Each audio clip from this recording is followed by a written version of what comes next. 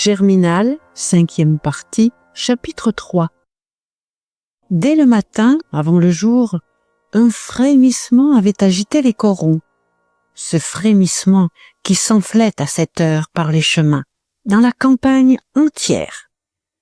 Mais le départ convenu n'avait pu avoir lieu, une nouvelle se répandait. Des dragons et des gendarmes battaient la plaine. On racontait qu'ils étaient arrivés de Douai pendant la nuit. On accusait Rasseneur d'avoir vendu les camarades en prévenant M. Hennebeau.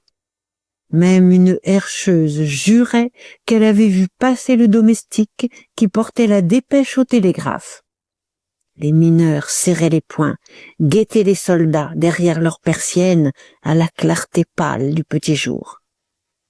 Vers 7h30, comme le soleil se levait, un autre bruit circula, rassurant les impatients. C'était une fausse alerte, une simple promenade militaire, ainsi que le général en ordonnait parfois depuis la grève, sur le désir du préfet de l'île.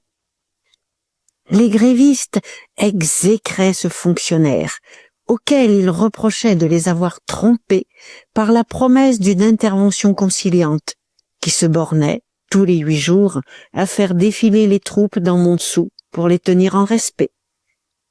Aussi, lorsque les dragons et les gendarmes reprirent tranquillement le chemin de Marchienne, après s'être contentés d'assourdir les corons du trot de leurs chevaux sur la terre dure, les mineurs se moquèrent-ils de cet innocent de préfet, avec ses soldats qui tournaient les talons quand les choses allaient chauffer. Jusqu'à 9h, ils se firent du bon sang, l'air paisible, devant les maisons, tandis qu'ils suivaient des yeux sur le pavé les dos débonnaires des derniers gendarmes. Au fond de leur grand lit, les bourgeois de Montsou dormaient encore, la tête dans la plume. À la direction, on venait de voir Madame Hennebeau partir en voiture, laissant Monsieur Hennebeau au travail sans doute, car l'hôtel, clos et muet, semblait mort. Aucune fosse ne se trouvait gardée militairement. C'était l'imprévoyance fatale à l'heure du danger, la bêtise naturelle des catastrophes. Tout ce qu'un gouvernement peut commettre de faute dès qu'il s'agit d'avoir l'intelligence des faits. Et 9h sonnaient lorsque les charbonniers prirent enfin la route de Vandame pour se rendre au rendez-vous décidé la veille dans la forêt. D'ailleurs, Étienne comprit tout de suite qu'il n'aurait point là-bas, à Jean-Bart, les 3000 camarades sur lesquels il comptait. Beaucoup croyaient la manifestation remise, et le pis était que 2 ou 3 bandes, déjà en chemin, allaient compromettre la cause, s'ils ne se mettaient pas quand même à leur tête. Près d'une centaine, partis avant le jour, avaient dû se réfugier sous les hêtres de la forêt en attendant les autres. Souvarine, que le jeune homme monta consulter, haussa les épaules. 10 gaillards résolus faisaient plus de besogne qu'une foule. Et il se replongea dans un livre ouvert devant lui. Il refusa d'en être. Cela menaçait de tourner encore au sentiment, lorsqu'il aurait suffi de brûler Montsou, ce qui était très simple. Comme Étienne sortait par l'allée de la maison, il aperçut Rasseneur assis devant la cheminée de fonte, très pâle, tandis que sa femme, grandie dans son éternelle robe noire, l'invectivait en paroles tranchantes et polies. Maheu fut d'avis qu'on devait tenir sa parole. Un pareil rendez-vous était sacré. Cependant, la nuit avait calmé leur fièvre à tous. Lui, maintenant, craignait un malheur, et il expliquait que leur devoir était de se trouver là-bas pour maintenir les camarades dans le bon droit. La Maheude approuva d'un signe. Étienne répétait avec complaisance qu'il fallait agir révolutionnairement, sans attenter à la vie des personnes. Avant de partir, il refusa sa part d'un pain qu'on lui avait donné la veille avec une bouteille de genièvre. Mais il but, coup sur coup, 3 petits verres, histoire simplement de combattre le froid. Même, il en emporta une gourde pleine. Alzire garderait les enfants. Le vieux Bonnemort les jambes malades d'avoir trop couru la veille, était resté au lit. On ne s'en alla point ensemble, par prudence. Depuis longtemps, Jeanlin avait disparu. Maheu et la Maheude filèrent de leur côté, obliquant vers Montsou, tandis qu'Étienne se dirigea vers la forêt, où il voulait rejoindre les camarades. En route, il rattrapa une bande de femmes, parmi lesquelles il reconnut la Brûlé et la Levaque. Elles mangeaient, en marchant, des châtaignes que la Mouquette avait apportées. Elles en avalaient les pelures pour que ça leur tînt davantage à l'estomac. Mais dans la forêt, il ne trouva personne. Les camarades déjà étaient à Jean-Bart. Alors il prit sa course, il arriva devant la fosse au moment où Levaque et une centaine d'autres pénétraient sur le carreau. De partout des mineurs débouchaient, les Maheu par la grande route, les femmes à travers champs, tous débandés, sans chef, sans armes, coulant naturellement là, ainsi qu'une eau débordée qui suit les pentes. Étienne aperçut Jeanlin grimper sur une passerelle installée comme au spectacle. Il courut plus fort, il entra avec les premiers. On était à peine 300. Il y eut une hésitation lorsque Deneulin se montra en haut de l'escalier qui conduisait à la recette. « Que voulez-vous » demanda-t-il d'une voix forte. Après avoir vu disparaître la calèche, d'où ses filles lui riaient encore, il était revenu à la fosse, repris d'une vague inquiétude. Tout, pourtant, s'y trouvait en bon ordre. La descente avait eu lieu, l'extraction fonctionnait, et il se rassurait de nouveau. Il causait avec le maître Porion lorsqu'on lui avait signalé l'approche des grévistes. Vivement, il s'était posté à une fenêtre du criblage. Et, devant ce flot grossissant qui envahissait le carreau, il avait eu la conscience immédiate de son impuissance. Comment défendre ces bâtiments ouverts de toutes parts? À peine aurait-il pu grouper une vingtaine de ses ouvriers autour de lui. Il était perdu. « Que voulez-vous » répéta-t-il, blême de colère rentrée, faisant un effort pour accepter courageusement son désastre. Il y eut des poussées et des grondements dans la foule. Étienne finit par se détacher en disant « Monsieur, nous ne venons pas vous faire du mal, mais il faut que le travail cesse partout. » Deneulin le traita carrément d'imbécile. « Est-ce que vous croyez que vous allez me faire du bien si vous arrêtez le travail chez moi? C'est comme si vous me tiriez un coup de fusil dans le dos à bout portant. Oui, mes hommes sont au fond, et ils ne remonteront pas, ou il faudra que vous m'assassiniez d'abord. » Cette rudesse de parole souleva une clameur. Maheu dut retenir Levaque, qui se précipitait, menaçant, pendant qu'Étienne parlementait toujours, cherchant à convaincre Deneulin de la légitimité de leur action révolutionnaire. Mais celui-ci répondait par le droit au travail. D'ailleurs, il refusait de discuter ces bêtises, il voulait être le maître chez lui. Son seul remords était de n'avoir pas là 4 gendarmes pour balayer cette canaille.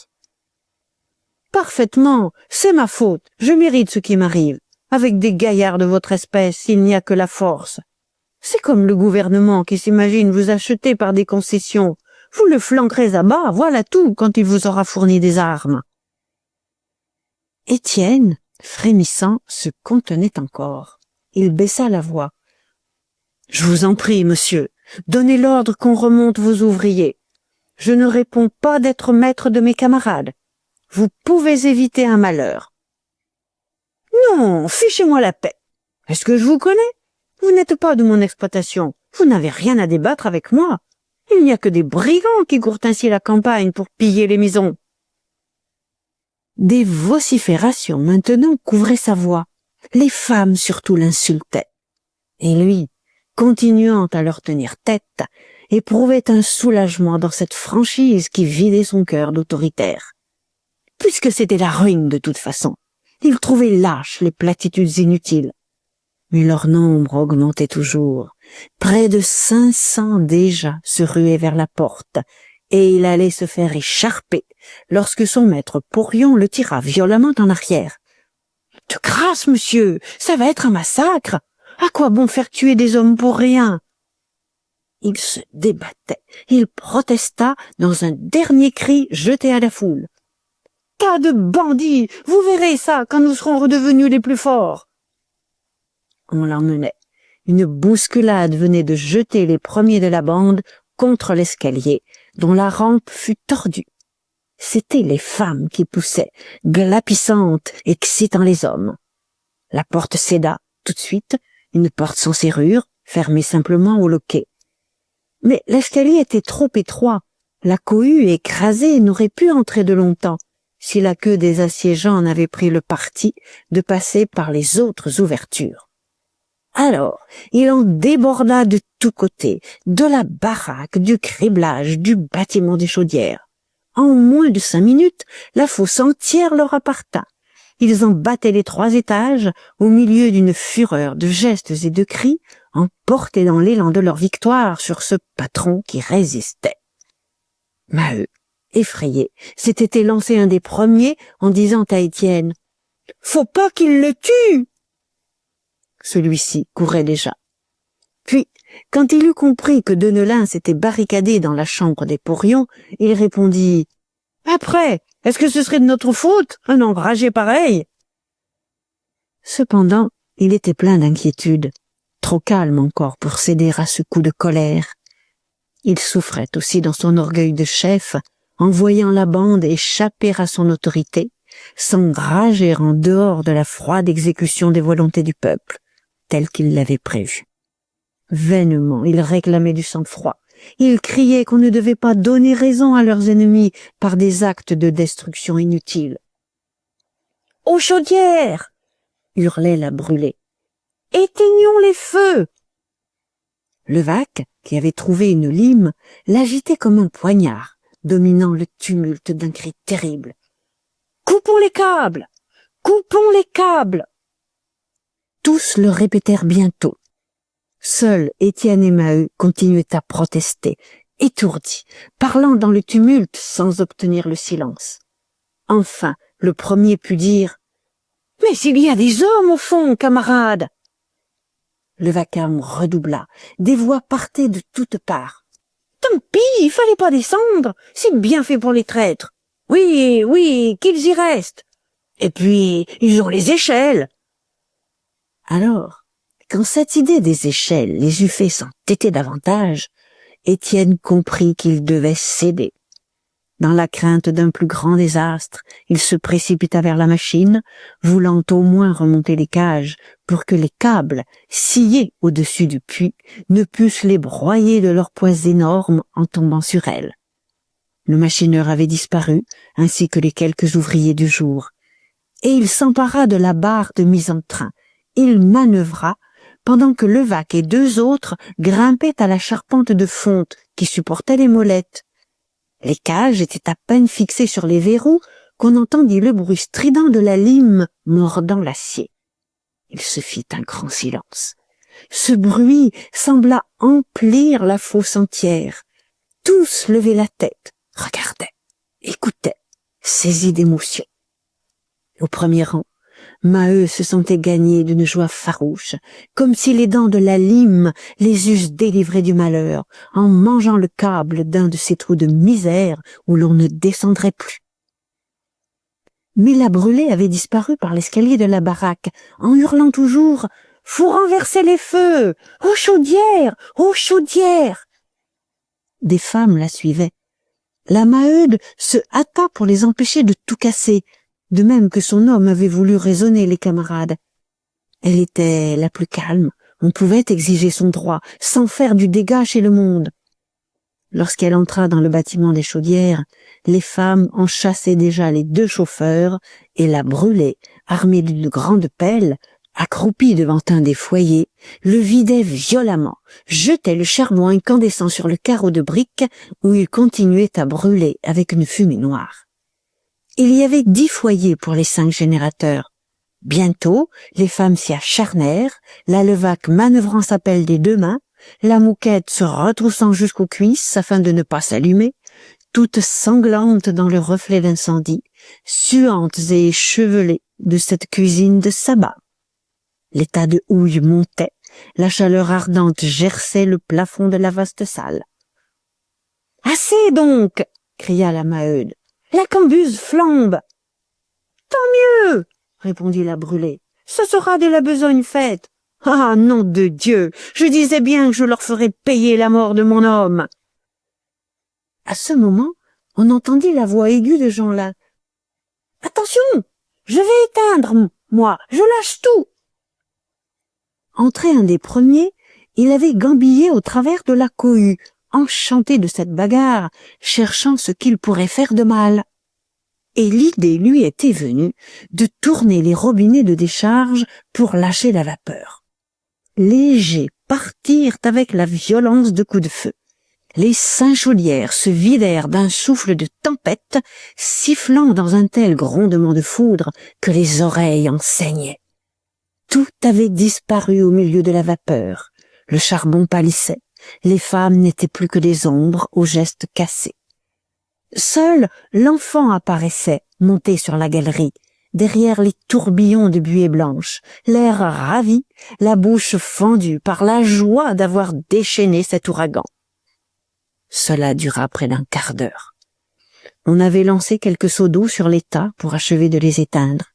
Toute menace d'incendie était écartée. Mais la colère de la foule ne tombait pas, fouettée au contraire. Des hommes descendaient avec des marteaux, les femmes elles-mêmes s'armaient de barres de fer, et l'on parlait de crever les générateurs, de briser les machines, de démolir la fosse. Étienne, prévenu, se hâta d'accourir avec Maheu. Lui-même se grisait, emporté dans cette fièvre chaude de revanche.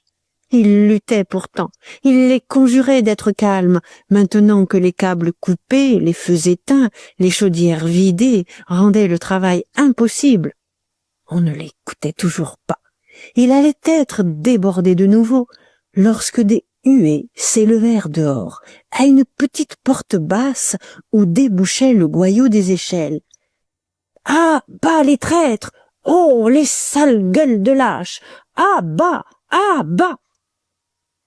C'était la sortie des ouvriers du fond qui commençait. Les premiers, aveuglés par le grand jour, restaient là à battre des paupières. Puis ils défilèrent, tâchant de gagner la route et de fuir. « À bas les lâches! À bas les faux frères !» Toute la bande des grévistes était accourue. En moins de 3 minutes, il ne resta pas un homme dans les bâtiments. Les 500 de Montsou se rangèrent sur 2 files pour forcer à passer entre cette double haie ceux de Vandame qui avaient eu la traîtrise de descendre. Et à chaque nouveau mineur apparaissant sur la porte du goyot, avec les vêtements en loques et la boue noire du travail, les huées redoublaient, des blagues féroces l'accueillaient. « Oh, celui-là, 3 pouces de jambes et le cul tout de suite. Et celui-ci, le nez mangé par les garces du volcan. Et cet autre, dont les yeux pissaient de la cire à fournir 10 cathédrales. Et cet autre, le grand sans fesses, long comme un carême. » Une herscheuse qui déboula, énorme, la gorge dans le ventre et le ventre dans le derrière, souleva un rire furieux. On voulait toucher. Les plaisanteries s'aggravaient, tournaient à la cruauté, des coups de poing allaient pleuvoir. Pendant que le défilé des pauvres diables continuait, grelottant, silencieux sous les injures, attendant les coups d'un regard oblique, heureux quand ils pouvaient enfin galoper hors de la fosse. « Ah, ça, combien sont-ils là-dedans ?» demanda Étienne. Il s'étonnait d'en voir sortir toujours. Il s'irritait à l'idée qu'il ne s'agissait pas de quelques ouvriers pressés par la faim, terrorisés par les porions. On lui avait donc menti dans la forêt. Presque tout Jean Bart était descendu. Mais un cri lui échappa. Il se précipita en apercevant Chaval debout sur le seuil. « Nom de Dieu, c'est à ce rendez-vous que tu nous fais venir ?» Des imprécations éclataient. Il y eut une poussée pour se jeter sur le traître. « Et quoi, Il avait juré avec eux la veille, et on le trouvait au fond, en compagnie des autres. C'était donc pour se foutre du monde. Enlevez-le, au puits, au puits. Chaval, blême de peur, bégayait, cherchait à s'expliquer. Mais Étienne lui coupait la parole, hors de lui, pris de la fureur de la bande. « Tu as voulu en être, tu en seras. Allons, en marche, bougre de mufle !» Une autre clameur couvrit sa voix. Catherine, à son tour, venait de paraître, éblouie dans le clair soleil, effarée de tomber au milieu de ces sauvages. Et, les jambes cassées des 102 échelles, les paumes saignantes, elle soufflait, lorsque la Maheude, en la voyant, s'élança la main haute. « Ah, salope, toi aussi, quand ta mère crève de faim, tu l'as trahie pour ton maquereau !» Maheu retint le bras, empêcha la gifle. Mais il secouait sa fille, il s'enrageait comme sa femme à lui reprocher sa conduite, tous les deux perdant la tête, criant plus fort que les camarades. La vue de Catherine avait achevé d'exaspérer Étienne. Il répétait « En roue, aux autres fosses, et tu viens avec nous, sale cochon !» Chaval eut à peine le temps de reprendre ses sabots à la baraque et de jeter son tricot de laine sur ses épaules glacées. Tous l'entraînaient, le forçaient à galoper au milieu d'eux. Éperdue, Catherine remettait également ses sabots, boutonnait à son cou la vieille veste d'homme dont elle se couvrait depuis le froid, et elle courut derrière son galant. Elle ne voulait pas le quitter, car on allait le massacrer, bien sûr. Alors, en 2 minutes, Jean Bart se vida. Jeanlin, qui avait trouvé une corne d'appel, soufflait, poussait des sons rauques, comme s'il avait rassemblé des bœufs. Les femmes, la Brûlé, la Levaque, la Mouquette, relevaient leurs jupes pour courir, tandis que Levaque, une hache à la main, la manœuvrait ainsi qu'une canne de tambour-major. D'autres camarades arrivaient toujours. On était près de 1000, sans ordre, coulant de nouveau sur la route en un torrent débordé. La voie de sortie était trop étroite, des palissades furent rompues. « Aux fosses, à bas les traîtres, plus de travail !» Et Jean Bart tomba brusquement à un grand silence. Pas un homme, pas un souffle. Deneulin sortit de la chambre des porions et, tout seul, défendant du geste qu'on le suivit, il visita la fosse. Il était pâle, très calme. D'abord, il s'arrêta devant le puits, leva les yeux, regarda les câbles coupés. Les bouts d'acier pendaient inutiles. La morsure de la lime avait laissé une blessure vive, une plaie fraîche qui luisait dans le noir des graisses. Ensuite, il monta à la machine, en contempla la bielle immobile, pareille à l'articulation d'un membre colossal frappé de paralysie. En toucha le métal refroidi déjà, dont le froid lui donna un frisson, comme s'il avait touché un mort.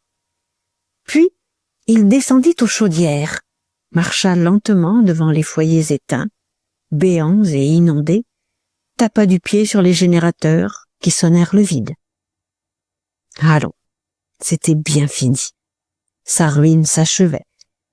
Même s'il raccommodait les câbles, s'il rallumait les feux, où trouverait-il des hommes? Encore 15 jours de grève, il était en faillite. Et dans cette certitude de son désastre, il n'avait plus de haine contre les brigands de Montsou. Il sentait la complicité de tous, une faute générale, séculaire. Des brutes sans doute, mais des brutes qui ne savaient pas lire et qui crevaient de faim.